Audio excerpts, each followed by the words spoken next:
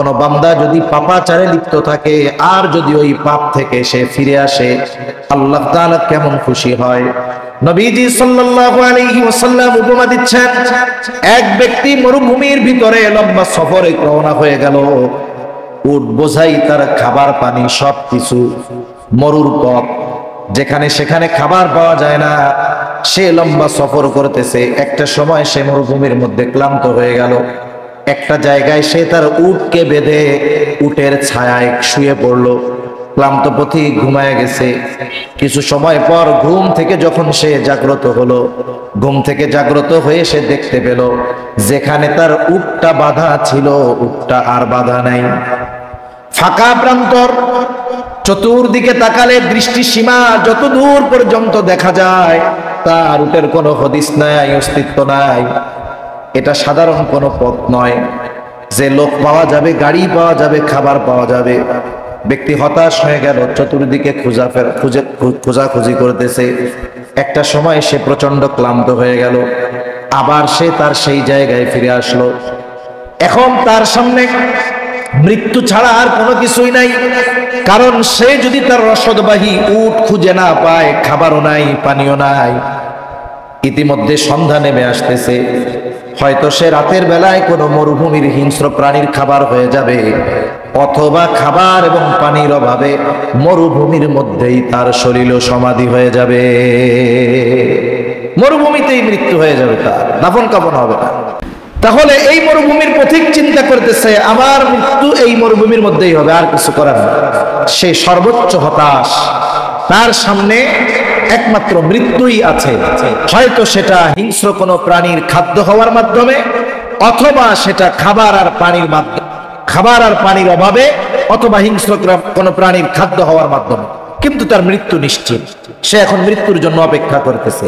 সূর্য ডুবে যাচ্ছে, সে সর্বোচ্চ হতাশ। সাহাবায়ে কেরামকে জিজ্ঞাসা করা হলো, এই মুহূর্তে ওই ব্যক্তির মনের অবস্থা কেমন বলো। সাহাবায়ে কেরাম বলে, ইয়া রাসূলুল্লাহ, ওই সময় গোটা দুনিয়ার মধ্যে ওই ব্যক্তির মতো হতাশ আর কেউ হবে না। কারণ যার সামনে নিশ্চিত মৃত্যু অপেক্ষা করতেছে, সে মৃত্যুর জন্য অপেক্ষা করতেছে, তার মতো হতাশ আর কেউ হবে না।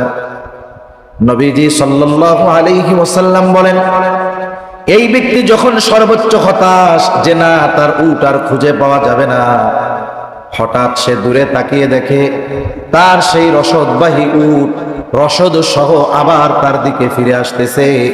এই দৃশ্যটা দেখে লোকটা কত খুশি হবে, বলে গোটা পৃথিবীর মধ্যে তার চাইতে বেশি আনন্দিত আর কেউ হবে না। নবীজি বলেন, যখন সে এই দৃশ্যটা অবলোকন করলো, দেখতে পেল ওই লোকটা আনন্দে তার ভাষা হারায় ফেলছে। খুশিতে আল্লাহর শুকরিয়া আদায় করতে গিয়া বলতেছে, আল্লাহ, আপনি হলেন আমার গোলাম আর আমি হলাম আপনার রব। অনেক সময় মানুষ আনন্দে ভাষার ব্যালেন্স হারায় ফেলে।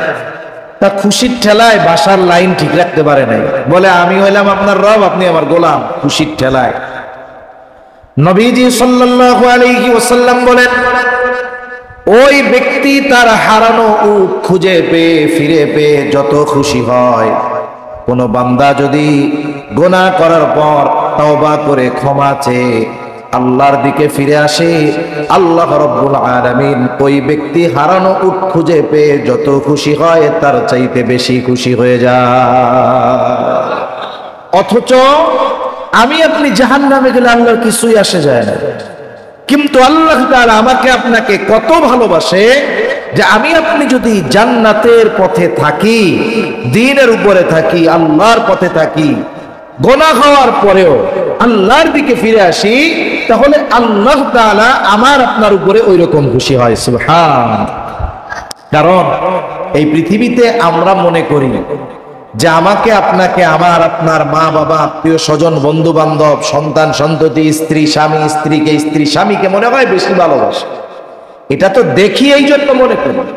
কিন্তু আমার আপনার হায়াতের একটি মুহূর্ত অতিবাহিত হয় না যেই মুহূর্তে আল্লাহ তাআলার রহমত, দয়া, মুহাব্বত ব্যতীত আমার আপনার সময় অতিবাহিত হয়।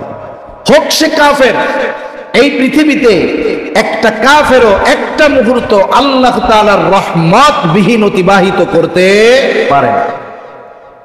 আল্লাহর বান্দার প্রতি কত দয়া, আল্লাহর কত দয়া, এটা হিসাব করার মতো যোগ্যতা আমাদের নাই। রাসূলুল্লাহ সাল্লাল্লাহু আলাইহি ওয়াসাল্লাম বলেন, অনেক মানুষ আছে তার দ্বারা যখন অঢেল পাপ হয়ে যায়, অনেক পাপ হয়ে যায়, অনেক অন্যায় হয়ে যায়, একটা সময় শয়তান তাকে ওয়াসওয়াসা দেয়, পাপ তো অনেক করলি, তোর পাপ আল্লাহ মাফ করবে না। এই সময় শয়তান তাকে নিরাশার সমুদ্রে হাবুডুবু খাওয়ায়, শয়তান ওরে ওয়াসওয়াসা দেয়, বলে শোন, তোর যে পাপ আল্লাহ মাফ করবে না, এখন যদি তুই পাপ ছাইড়া দেস তাহলে দুনিয়াও গেল, আখিরাতও গেল, তার চাইতে দুনিয়ায় তুই যা পাস কইরা নে। এজন্য আমাদের সমাজে একটা স্লোগান আছে, দুনিয়াটা মস্ত বড়, খাও দাও ফুর্তি করো, বলে এটা হলো শয়তান আর তার দলের স্লোগান। অথচ আল্লাহ তাআলা হাদিসের মধ্যে আসছে, নবীজি বলেন 100 হত্যা করছে এমন ব্যক্তিকেও আল্লাহ মাফ করে দিয়েছে। সুবহানাল্লাহ। 100 হত্যা করছে, আল্লাহ তাআলা মাফ করছে। বনি ইসরাইলে এক লোক ঘটনা, তার মধ্যে অনুশোচনা জাগ্রত হয়েছে যে না, কাজটা ভালো হয় নাই। সে তার এলাকার মানুষদেরকে বলতেছে, আমাকে সবচাইতে বড় অভিজ্ঞ ব্যক্তির সন্ধান দাও, আমি তাওবা করতে চাই, আল্লাহর কাছে ক্ষমা চাইতে চাই।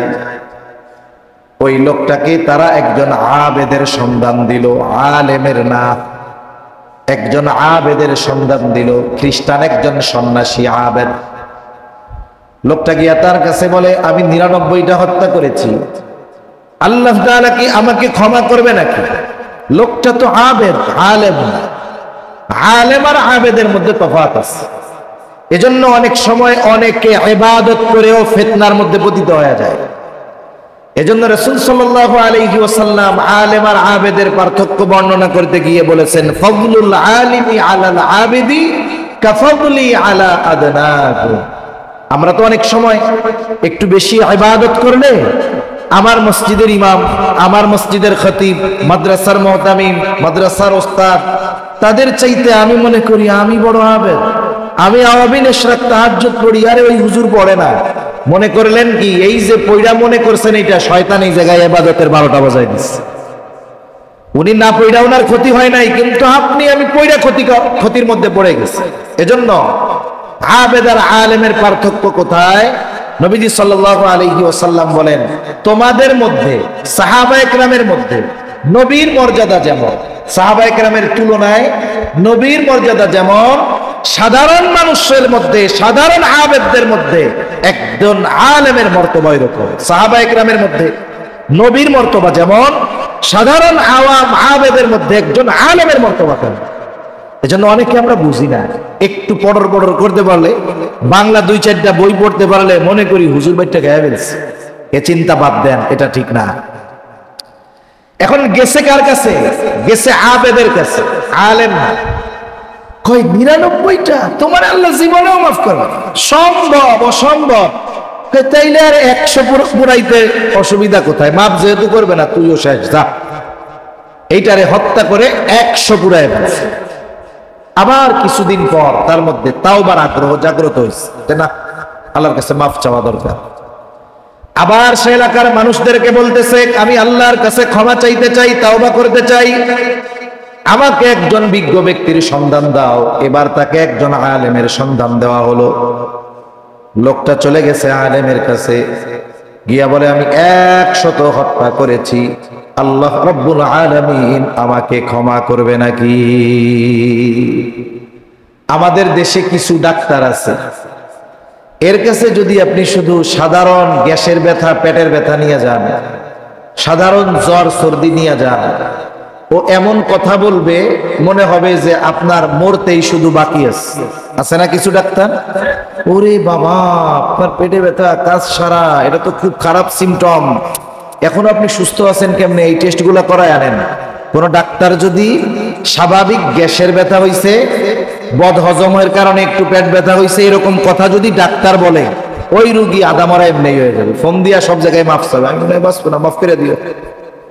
আবার আরেকজনের জটিল রোগ, মরণ ব্যাধি হইছে, সবগুলা মরার মতো রোগ, কিডনি ড্যামেজ, হার্টের ব্লক 6টা, ডায়াবেটিস উঠে গেছে 35, ডাক্তারের কাছে গেছে। ডাক্তার পর্যবেক্ষণ করে দেখা বলে, আরে আপনি চিন্তা করেন কেন, কোনো ব্যাপারই না, আল্লাহ তাআলা চাইলে আপনি সুস্থ হয়ে যাবেন, শুধু আমার কথা মতো একটু চলবেন, আল্লাহ বিল্লাহ করবেন, 5 ওয়াক্ত নামাজ পড়বেন, আল্লাহ ভালো করে দিবে। দেখেন ওই ব্যক্তির মরণ ব্যাধি হওয়ার পরেও ডাক্তারের কথার কারণে সে অর্ধেক সুস্থ হয়ে যাবে। আরেকজনের স্বাভাবিক অসুস্থতা ডাক্তারের কথার কারণে ওইটা পনে মরা হয়ে যাবে, প্রায় মরা হয়ে যাবে আর কি। আবেদের কাছে গেছে, এমন ভাবে বলছে ও নিরাশ হয়ে গেছে, এই জন্য ওরেও সাইজ করে দিছে। আলেমের কাছে গেছে, বলে হ্যাঁ আল্লাহ তোমার মাফ করে দিবে, এটা কোনো ব্যাপার না। কেন? আল্লাহ তাআলার দয়া রহমত বেশি, আল্লাহর রাগের চাইতে, গোসার চাইতে দয়া রহমত বেশি। যেদিন আল্লাহ আরশ বানাইছেন ওই সময় আরশে লিখে রাখছেন, হাদিসে কুদসির ভিতরে আসছে, আল্লাহ বলেন সাবাকাত রাহমাতি আলা গযাবি, আমার দয়া আমার রহমত আমার গোসাকে অতিক্রম করেছে, এজন্য আল্লাহ তাআলার দয়া মায়া মহব্বত বেশি। এইবার ওই আলেম বলতেছে, শোনো আল্লাহ তোমারে মাফ করে দিবে, তবে তুমি অমুক এলাকায় চলে যাও, যেই জায়গায় অনেক আলেম আছে, বুজুর্গরা আছে, তুমি তাদের সাথে থাকো, আল্লাহর কাছে মাফ চাও, আল্লাহ তোমারে মাফ করে দিবে। এখানে একটা বিষয় খেয়াল করেন, তাওবা করলেই তো আল্লাহ তাআলা মাফ করে দিত, কিন্তু ওই ব্যক্তি কেন ওই আলেম বুজুর্গদের গ্রামে যাইতে বলল? তার মানে ভালো হওয়ার জন্য, আল্লাহর কাছে মাফ পাওয়ার জন্য ভালো মানুষের সঙ্গর বড় প্রভাব রয়েছে। সুহবত সম্পর্কের একটা প্রভাব আছে। এখন এই লোক রওনা দিয়েছে, এই লোক রওনা দিয়েছে তার বাড়ি থেকে ওই গ্রামে যাওয়ার উদ্দেশ্যে, আর নিজে নিজে খালেস তওবা আল্লাহর কাছে ক্ষমা চাইতেছে। এবার সে পথের মধ্যে রওনা হয়ে গেল। কিছু দূর যাওয়ার পর তার মৃত্যুর সময় হয়ে গেছে।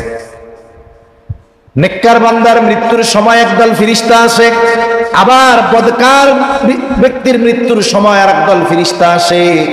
লম্বা হাদিস, আমি ওই দিকে যাব না। প্রত্যেকটা ব্যক্তির কাছে যে কোনো এক দল আসবে ফেরেশতা, কিন্তু এই ব্যক্তির কাছে 2 দল ফেরেশতা এসে হাজির। এখন একদল বলে এর জান কবজের দায়িত্ব হলো আমাদের, আর একদল বলে না, হলো আমাদের। এখন 2 দলের মধ্যে তর্ক লেগে গেছে, সমাধান কি হবে? আল্লাহর পক্ষ থেকে সমাধান দিয়ে দেওয়া হলো, তোমরা তার দূরত্ব মাফ করো। সে তার বাড়ি থেকে রওনা দেওয়ার পর যদি নেককারদের গ্রামের বেশি নিকটবর্তী হয়, তাহলে ভালো ফেরেশতা যারা তারা তার জান কবজ করবে। তার মানে নেককারদের জান কবজের দায়িত্বে নিয়োজিত ফেরেশতারা তার জান কবজ করবে। আর যদি রওনা দেওয়ার স্থান থেকে নেককারদের গ্রাম দূরে হয়, তাহলে বদকারদের জান যারা কবজ করে তারা ওই ব্যক্তির জান কবজ করবে। সমাধান হলো। এখন জমিন মাপ হবে। হাদিসের মধ্যে আসছে, লোকটা রওনা দিছে, কিছু দূর গেছে, যখন সে জমিনে পড়ে গেছে, জমিনে পড়ে সে থেমে যায় নাই, সে বুক দিয়ে ঘষে ঘষে আরো কিছু দূর অগ্রসর হয়েছে। জমিন মাপা হলো, দেখা গেল সে মাত্র 1 বিঘত পরিমাণ রাস্তা নেককারদের গ্রামের দিকে বেশি অগ্রসর হয়েছে, বুক দিয়া ঘষে ঘষে। এখন হিসাব কি? তার থেকে নেককারদের গ্রাম কাছে।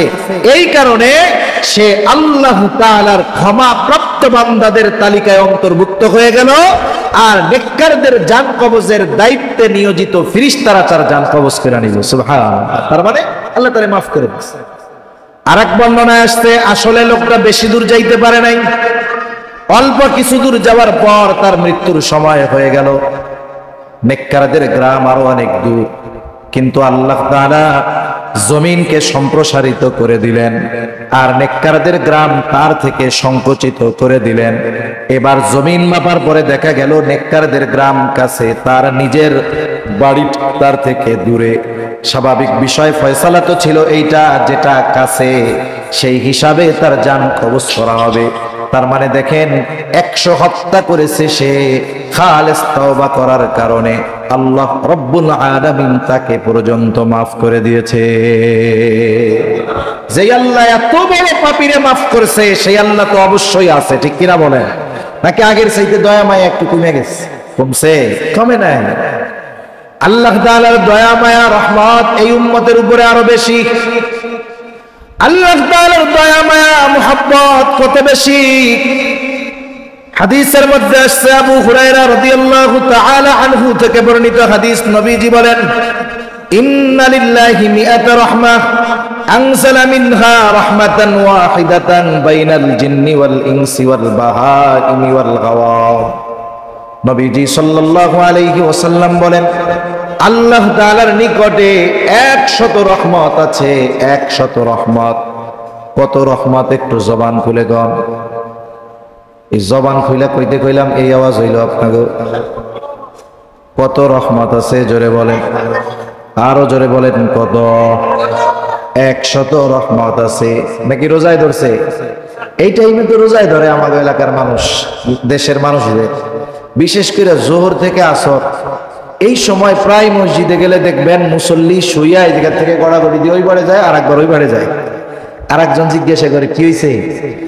রোজায় ধরছে। কিসের রোজার আবার হাত পা আছে নাকি? ধরে কেমনে? তার মানে এই সময়টাতে একটু খিদা লাগে বেশি, এই সময়টাতে একটু ক্লান্তি লাগে বেশি, এজন্য শুয়ে থাকলে একটু ভালো লাগে। এই আরামে শুয়ে থাকে, কষ্ট হয়, এই জন্য বলে রোজায় ধরছে, এই জন্য শুয়ে আছে। তা আসলেও তো রোজায় ধরার টাইম, কিন্তু এই যে আমরা এই মজলিসটায় বসে আছি, একটু কষ্ট হইতেছে ঠিক। আল্লাহ তাআলা আশা করা যায় উত্তম বিনিময় আমাদের দান করবে ইনশাআল্লাহ। আল্লাহ দান করবে ইনশাআল্লাহ। তাহলে আল্লাহ তাআলার নিকটে 100 রহমত আছে। নবীজি বলেন, আনজালা মিনহা রাহমাতান ওয়াহিদাতান বাইনাল জিন্নি ওয়াল ইনস ওয়াল বাহাইমি ওয়াল গাওয়াম। নবীজি বলেন, ওই 100 রহমত থেকে একটি রহমত আল্লাহ তাআলা গোটা জিন জাতির মধ্যে, গোটা মানব জাতির মধ্যে যত ধরনের চতুষ্পদ জন্তু আছে সেগুলার মধ্যে, যত কীট পতঙ্গ আছে সেগুলার মধ্যে, এক কথায় যত সৃষ্টি আছে, হোক জলজ প্রাণী হোক স্থলভাগের প্রাণী, সব প্রাণীর মধ্যে আল্লাহ তাআলা ওই 1 ভাগ রহমত বন্টন করে দিয়েছে। ওই 1 ভাগের বন্টন এখনো চলতেছে, কিয়ামত পর্যন্ত চলবে। তার মানে যত মানুষ, জিন জাতি, যত সৃষ্টি আছে, এদের অন্তরে যত দয়া মায়া আছে, সব বন্টন চলতেছে কয় ভাগ রহমত থেকে? জোরে বলেন, 1 ভাগ। ওই সৃষ্টির শুরু থেকে নিয়ে ওই 1 ভাগ থেকে চলতেছে, কিয়ামত পর্যন্ত চলবে। বলে ওই 1 ভাগ থেকে দয়া মায়া পাইছে আমার আপনার নবী। 1 ভাগ থেকে দয়া মায়া পাইয়া নবী হয়ে গেছে রহমাতুল লিল আলামিন। কি হয়ে গেছে? রহমাতুল লিল আলামিন। গোটা সৃষ্টি জগৎ সমূহের জন্য রহমত হয়ে গেছে নবী, ওই 1 ভাগের কিছু অংশ পাইয়া। নবীজি সাল্লাল্লাহু আলাইহি ওয়াসাল্লাম জানায় দেন, আর এক হাদিসে বলেন, এই যে সন্তানকে যে মা দুধ পান করায়, বলে এটাও আল্লাহ তাআলার রহমতের কারণে। যত সৃষ্টি আছে, যত হিংস্র প্রাণী হোক, সকলের মধ্যেই দয়া আছে, মায়া আছে। কুকুরের মধ্যে তার বাচ্চার প্রতি দয়া আছে, সাপের অন্তরে তার বাচ্চাদের জন্য দয়া মায়া আছে, বাঘ ভাল্লুক কুমির যা বলেন সকলের অন্তরে তার সন্তানের জন্য দয়া মায়া আছে। এই যে দয়া মায়া আল্লাহ তাআলা দিয়েছেন 1 ভাগ রহমত থেকে। নবীজি বলেন, আখরাল্লাহু লাহু 99 রাহমাহ। আল্লাহর নবী বলেন, আল্লাহ তাআলা বাকি 99 ভাগ দয়া রহমত তার কাছে জমা করে রাখছে। কি করবে এটা দিয়ে? নবীজি বলেন, আখরাল্লাহু লাহু 99 রাহমাহ ইয়াগফিরু বিহি ইবাদাহু ইয়াউমাল কিয়ামাহ। আল্লাহ তাআলা কিয়ামতের দিন এই দয়া মায়া দিয়ে তার গুনাহগার বান্দাদের ক্ষমা করে দিবে। তাহলে আমার আপনার পাপ যত বেশি হোক না কেন, মাফ করার ক্ষমতা আল্লাহর আছে না নাই? এখন আমাদের মাফ চাওয়া দরকার। মাফ চাওয়ার সময়, তাওবা কবুলের সময় এখনো আমাদের আছে।